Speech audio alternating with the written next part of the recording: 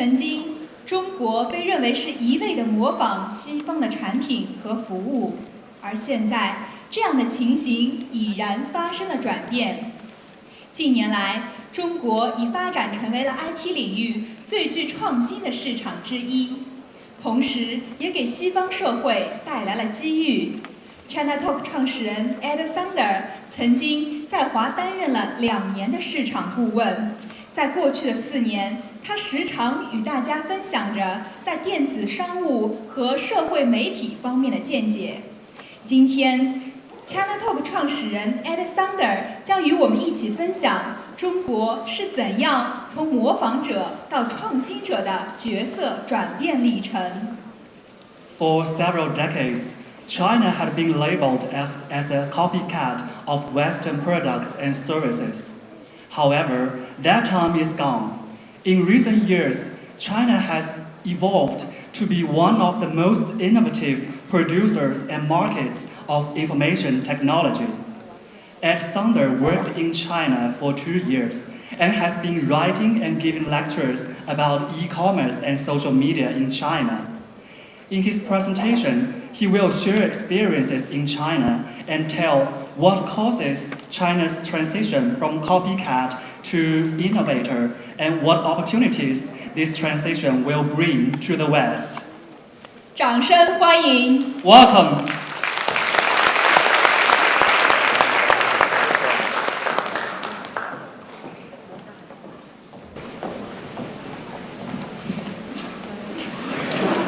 大家好。This is how easy it gets. So, don't flatter me, please. In 2011, I decided to pack up my stuff and leave for China. And I worked for 2 years in NGOs as an international volunteer. I was helping small NGOs, small non-profit organizations out with their marketing. And as such, I also helped them with their online marketing. So I helped them to promote their own organizations and to do fundraising. And when you do that in China, you automatically get exposed to stuff like Sina Weibo and Tongshun Weibo, Qzone, and still popular at that time, Renren. But at the time, I was not extremely impressed by all of these platforms in China because, to me, they just looked like direct copies of Facebook. Now, since you're in Holland now, you also know what Facebook is.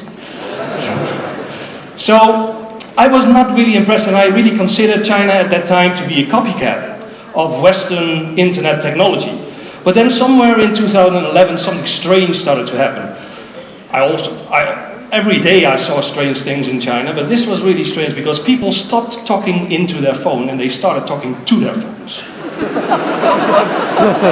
You know where this is going, right? So they started talking to their phones, and they also were not having any normal telephone conversation anymore. They were listening to their phones like this in the street. Now, all of you Chinese students, you of course you know what I'm talking about. This is the chat app, WeChat, Weixin. And this is something that has been really extraordinary in China. And this was the first time that I saw internet innovation in China, which was something completely new, and it was staggering. And it happened in 2011. Now, for those who don't know WeChat, for the more Western people, just imagine that you have all of those different apps on your telephone. You have your social media, you do your banking, you do your games, you have Uber to get a taxi. And in China, you basically can do all of that with one app. Just very simple. Now, I'm not going to talk a long time about this. If you check out the website of ChinaTalk, there's a lot of presentations about this in more detail. But I've been writing a lot about WeChat, and it's basically like one app that holds all of the other stuff you need to do on your mobile phone. So I'm going to share a couple of things, because every time I visit China, I try to use WeChat as much as possible. So like last year, we were in Datong, and I needed a taxi from one place to another place. So you go into WeChat, you say order taxi, you go into Didi Dacha,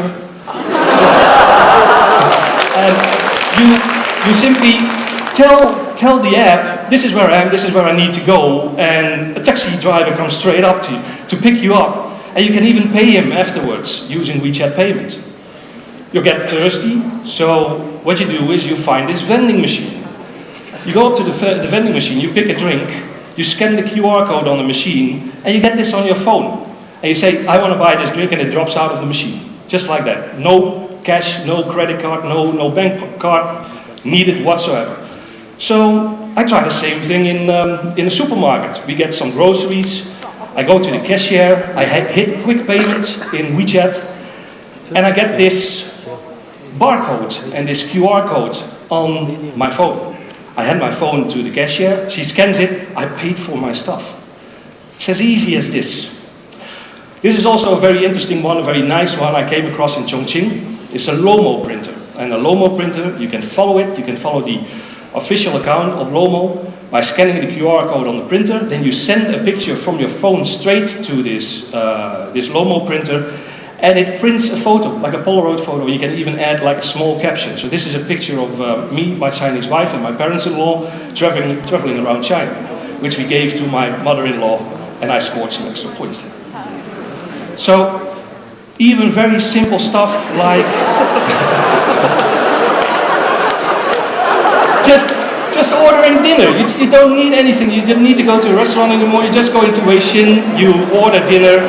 In this case, this guy turns up and he hands over the stuff, and it's excellent food.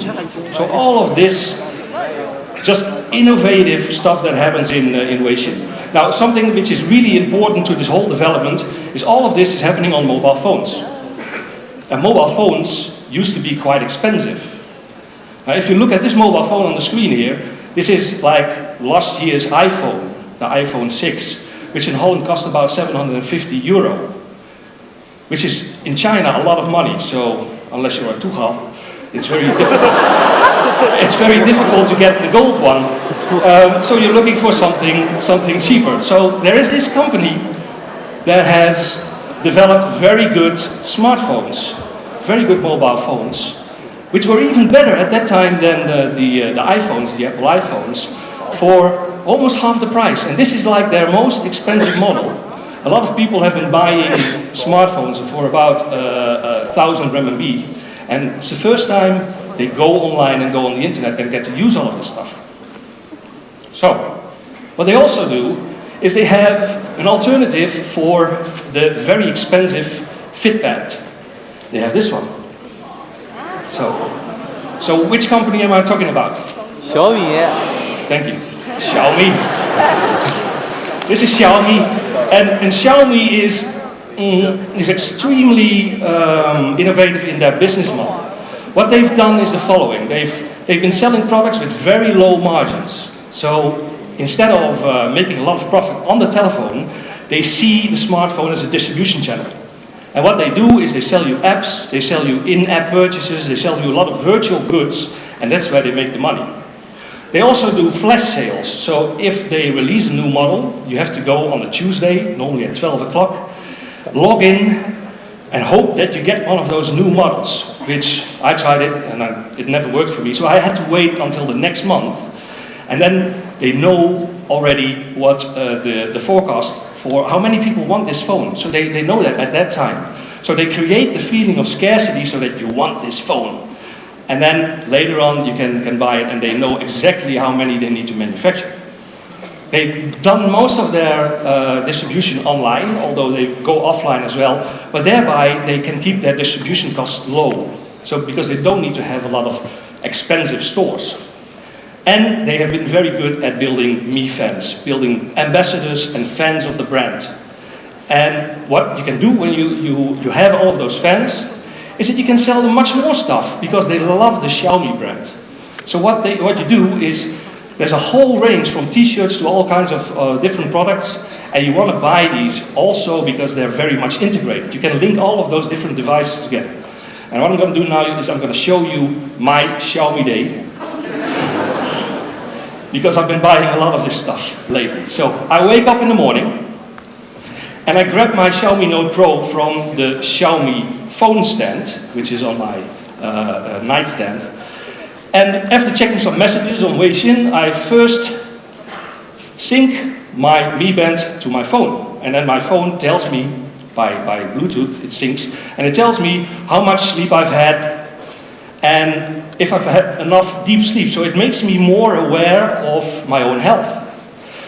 After this comes like the hardest part of the day. It's the part where I walk into the bathroom, and I step on the me scale.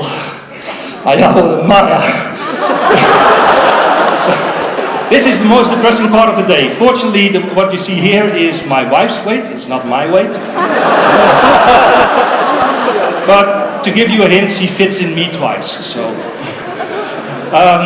but I do know, having seen that on the scale, which again syncs to my phone, that I need to do more exercise. So during the day, I monitor how many steps I've taken, also by syncing this Mi Band with my phone all the time. So I'm very health conscious all of a sudden. During the day, I might also be interested in what's happening at home. And I've bought a camera, a Yicam, and I can check out what my cat is doing at that time. So we've got this Yicam that's pointing normally at the little bed that we bought for our cat.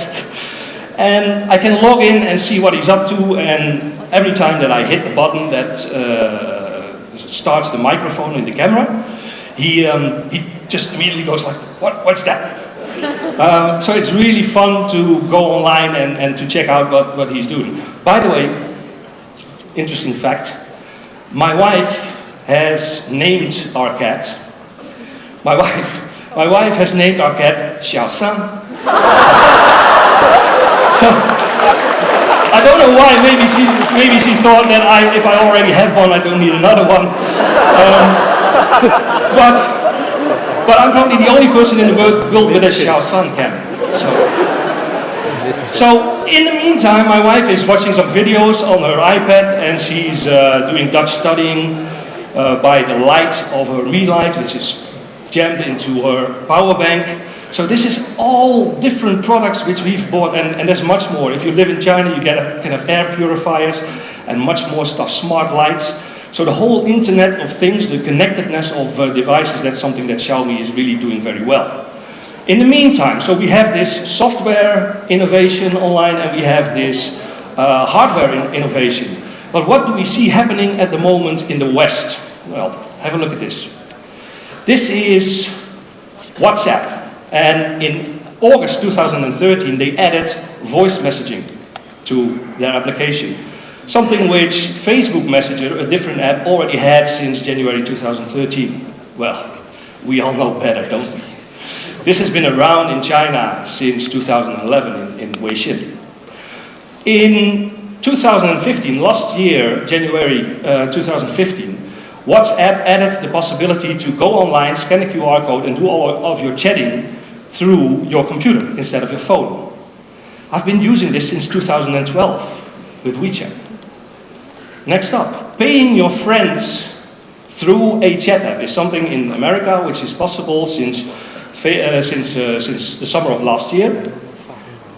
Also, a year earlier, it was already available in China. So, you see a pattern here, right? So, finally, in December, Facebook Messenger made it possible to hail an Uber car through the chat app. Well, as I've shown you, Didi Kuaidi already had that available 2 years earlier in China. So we've now reached a point where, certainly in internet and in digital innovation, the West has started to copy China. So, well done. Well done, China. And this will continue.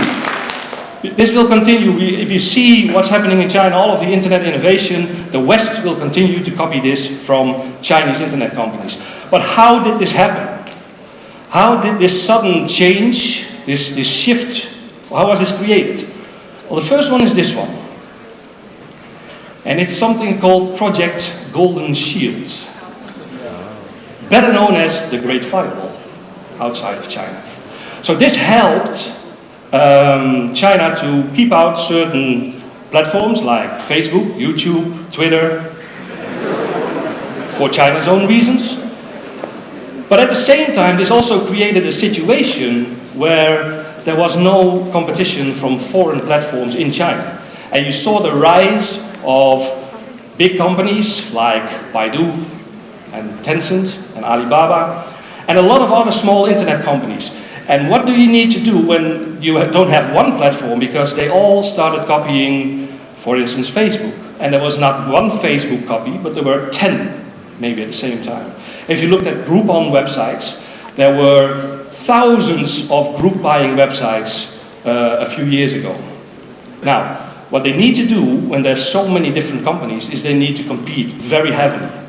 And one of the ways they compete is by innovating, by becoming the best product. Now in the West, if you only have one Facebook, if you only have one Google, and basically all of those internet companies are monopolies, you don't have this very heavy competition, and therefore it's also not innovating as fast as we see in China. So that's the second reason. And the third reason is all of you. Because what's been happening also in the past 10 years is a lot of Chinese people have gone out and studied in the United States, in Canada, in the UK, in Australia, even in Holland. And they've gone back, a lot of them, most of them have gone back to China, and some of the leaders of the biggest and the most successful internet companies have been studying overseas. They've been learning new creative ways of thinking, and they've also learned how to take risks and how to be an even better entrepreneur than Chinese people are to begin with.